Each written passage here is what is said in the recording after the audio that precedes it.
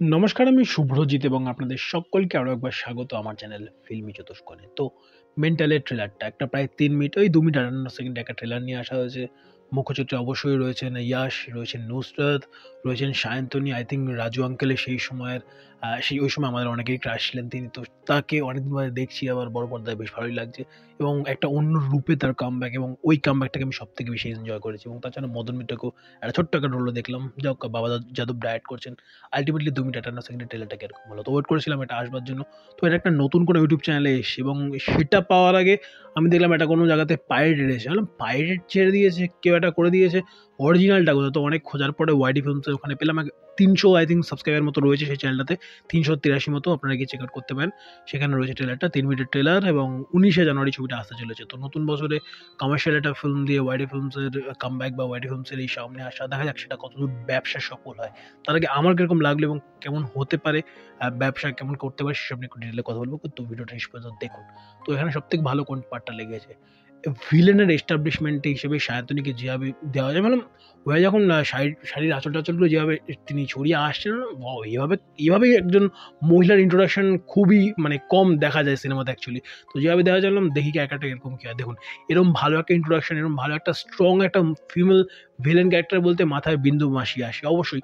সেই ক্যারেক্টারটা একটা কাল্ট ক্লাসিক ক্যারেক্টার হয়ে আছে প্রত্যেকের মাথায়, যারা বাংলা কমার্শিয়াল ফিল্ম দেখে বছরের পর বছর, যারা দেখেছে রিসেন্টলি। তো লাস্ট ৭-৮ বছর সেরকম জিদ্দা ছাড়া অন্য কেউ করছে না। বাট যদি বলে একটা কাল্ট ক্লাসিক একটা ফিমেল ভিলেন ক্যারেক্টার, নিঃসন্দেহে সবার প্রথমে বিন্দু মাসি ছোটটা মাথায় আসে। তো ওরকম একটা এস্টাবলিশমেন্ট দেওয়া এবং ক্যারেক্টারটার যেসব ডায়লগ ডেলিভারি বলি বা ক্যারেক্টারটা যেরকম যা ব্যাক স্টোরি যা বলা হচ্ছে, সবাই মিলে ওই ক্যারেক্টারটাকে দেখতে এবং স্ক্রিন প্রেজেন্স, সবাই মিলে ভিলেনের এস্টাবলিশমেন্ট আমার দুর্দান্ত লেগেছে। তাছাড়া যেটা ভালো লেগেছে এখানে, সেটা হচ্ছে হাই অ্যাঙ্গেল থেকে যেসব শটগুলো নেওয়া হয়েছে, ওই জলা যে জায়গাটা দেওয়া হয়েছে, আই থিঙ্ক ওটা সল্টলেকের দিকে হতে পারে নাকি বাইরে কোথাও করেছে আমি জানি না। বাট সল্টলেক বা আমাদের ইস্ট কলকাতার রামসার সাইড যে অঞ্চলটা, ওই অঞ্চলটা তো উপর থেকে ওরকমই দেখতে লাগে যদি কোনো আপনি সল্টলেক সেক্টর 5 বা ওই অঞ্চলে কোনো একটা হাই রাইজের উপর থেকে দেখেন। তো উপর থেকে এইসব শটগুলো নেওয়া হচ্ছে, শটগুলো বেশ দেখতে ভালো লাগছে। এবং যেটা ভালো লাগছে সেটা হচ্ছে প্লটটা আমার বেশ ভালো লেগেছে। মানে একটা প্রপার একটা সেট আপ রয়েছে। একজন ভিলেন যে হিউম্যান ট্রাফিকিং করছে, আরও সব ঘটনা ঘটাচ্ছে, যে অলরেডি নিজের স্বার্থ বা নিজের একদম সাফল্যের শিখরে পৌঁছাতে গেলে যা কিছু করতে পারে, যে তার স্বামীকেও মেরে একদম ডার্টি পলিটিক্স বলতে আমরা যেসব শুনে আসি, নেতারা এই করেন, মন্ত্রীরা এই করেন, নেত্রীরা এই করেন, যেসব যা শুনে আসি সব ট্রোপস ওর মধ্যে দিয়ে দেওয়া হয়েছে। এরকম একজন স্ট্রং ভিলেন। উল্টো দিকে একজন ক্যারেক্টার যে টোটালি সারফিরা সানকি বা মেন্টাল যাই বলি, সেই ক্যারেক্টারটা সে আসে এখানে, এসে তাদের মধ্যে টাসেলটা কীরকম হয়, এবং সেখানে পার্সোনাল কনফ্লিক্টের একটা জায়গা রয়েছে। সব কিছু ট্রোপ একটা কমার্শিয়াল ফিল্মে যা যা হতে পারে সব এখানে দিয়ে দেওয়া হয়েছে, এবং দেখা যাক আলটিমেটলি কেমন কী হয়। এর কুকিংটা, মানে প্রসেস তো, সব তো মশলা আমি বাজার থেকে ঢেলে দিলাম, বাট আলটিমেটলি রান্না ভালো করা কি না করা সেটা শেফের উপর ডিপেন্ড করে। বাবা যাদব কীভাবে সাদা জিনিসটাকে, সেটা দেখবার। বাট ট্রেলার হিসেবে যদি বলি, যেগুলো ভালো লেগেছে সেগুলো বললাম।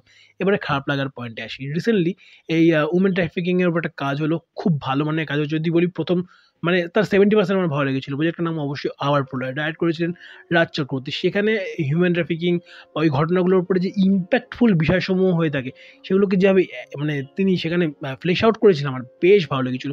সেরকম ফ্লেশ আউট করা কিছু ফিল্ম সিন আই থিঙ্ক এখানে দেওয়া দরকার ছিল। দেখুন, এখন এটা বললে তো মানে সত্যি খুবই বাচালতা হয়ে যাবে। এই সময় লোকে যেখানে মির্জাপুর দেখছে, নেটফ্লিক্সের প্রজেক্টগুলো দেখছে একের পর এক, কিংবা বাইরের এত প্রজেক্ট দেখছে, সেখানে একটু ভায়োলেন্স দেখালে বিশাল বড় প্রবলেম হয়ে যাবে, তা তো একদম নয়। আমরা আবার পড়াতেও হুড়িয়ে খেতে শুনেছি, আমরা বাইশে শ্রাবণে গালাগালি শুনেছি। তো এইগুলো মেন স্ট্রিম প্রজেক্ট হয়ে গিয়েছে এখন। তো এইখানে দাঁড়িয়ে কিছু সিনস দেখালে যার ইম্প্যাক্ট অনেক অনেক বেশি পড়তো ট্রেলারটার মধ্যে, হয়তো ভিলেনের ওই খুংখারনেস ওই জিনিসটা আরও বেশি বাড়তো বলে কমতো নয়। এই সিনগুলো দেখানো দরকার ছিল, এই এস্টাবলিশমেন্টটুকু আরেকটু দরকার ছিল বোধহয়। তার কর্মকাণ্ডগুলো কী ইম্প্যাক্ট ফেলছে গ্রামটার মধ্যে, বা কী ইম্প্যাক্ট ফেলছে তার কাজের জন্য সোসাইটিতে, এই জিনিসগুলো আরেকটু দেখালে আরও বেটার এস্টাবলিশমেন্ট হতো ভিলেনের, সে একটা দিক ছিল। এবং উল্টো দিকে সব থেকে বেটার প্রবলেমেটিক আমার লেগেছে সেটা হচ্ছে মেন্টাল। নামে মেন্টাল দিয়ে দিলাম এবং একটা ডায়লগ দিয়ে দিলাম যে সূর্য শিবের মতন, সে যখন ভয়ঙ্কর হয়ে যায় সে কীরকম তাণ্ডব করতে পারে আপনাদের আইডিয়া, এরকম কিছু একটা যদি ডায়লগ দিয়ে দিই, তাহলেই ক্যারেক্টারটা কিন্তু একদম মেন্টাল হয়ে যায় না। তাকে কিছু সিন ডিজাইন করতে হতো, তার জন্য কিছু সিন রাখতে হতো, যে এই ঘটনাগুলো ঘটাচ্ছে তাকে দেখে সত্যি মনে হবে যে হ্যাঁ, এ তো সান কি। এরকম একটা খুংখার একজন ভিলেনের জন্য এরকমই একটা ক্যারেক্টার তার অপোজিটে দরকার ছিল। মেন্টাল নাম দিয়ে দিলে মেন্টাল হয়ে যায় না ক্যারেক্টার। সেখানে রাইটিংয়ে অনেকগুলো সিন দিয়ে বা এক দুটো সিন দিয়ে তার এস্টাবলিশমেন্টটা করানো দরকার ছিল। মনে হচ্ছিল একজন random action hero. Mental at least মনে হচ্ছিল না, যা কিছু হতে পারে বাট মেন্টাল যে ক্যারেক্টার অ্যাটলিস্ট আমার কোথাও গিয়ে মনে হয়নি। ওই দিদিমণি যে ডায়রেক্টর ছিল ওই ডায়লগটা বেশ ভালো, ওই একটা ডায়লগ ছাড়া খুব যে আমি ওই মেন্টাল ক্যারেক্টারটার প্রতি বা সূর্য চরিত্রটার মধ্যে বিশাল কিছু পেয়েছি তা নয়।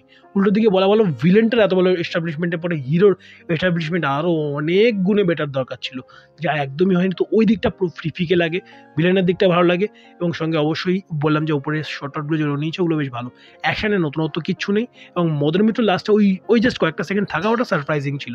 দেখা যাক আলটিমেটলি কেমন কি হয়। এখানে হয়তো তার এস্টাবলিশমেন্ট দিতে পারেননি হিরোকে, মেবি সিনেমাতে পাবো এর থেকে বেটার কিছু, এই এক্সপেকটেশন নিয়ে 19 জানুয়ারি সিনেমা হলের দিকে যাওয়ার ইচ্ছা রইল ট্রেলারটা দেখবার পরে। দেখা যাক কেমন কি হয় আলটিমেটলি, তারপর তো রিভিউতে সব কিছু জানাবো আপনাদেরকে। আপনাদের কেমন কি লেগেছে 3 মিনিট ট্রেলার অবশ্যই কমেন্ট বক্সে জানান। ভিডিও ভালো লাগলে লাইক করুন, শেয়ার করুন এবং আমি যে পয়েন্টগুলো রেজ করলাম এই পয়েন্টের সঙ্গে আপনি কতটুকু সহমত পোষণ করেন, কতটুকু দ্বিমত পোষণ করেন অবশ্যই ভিডিও কমেন্ট বক্সে জানাতে বলবেন না। ভিডিও ভালো লাগে লাইক শেয়ার সাবস্ক্রাইব এবং কত পারার জন্য যদি চ্যানেল দেখে থাকেন চ্যানেলটাকে সাবস্ক্রাইবের পাশাপাশি পাশে থাকা নোটি বাটনটাতে অল নোটিফিকেশন অন করে আমার চ্যানেলের সঙ্গে থাকতে ভুলবেন না।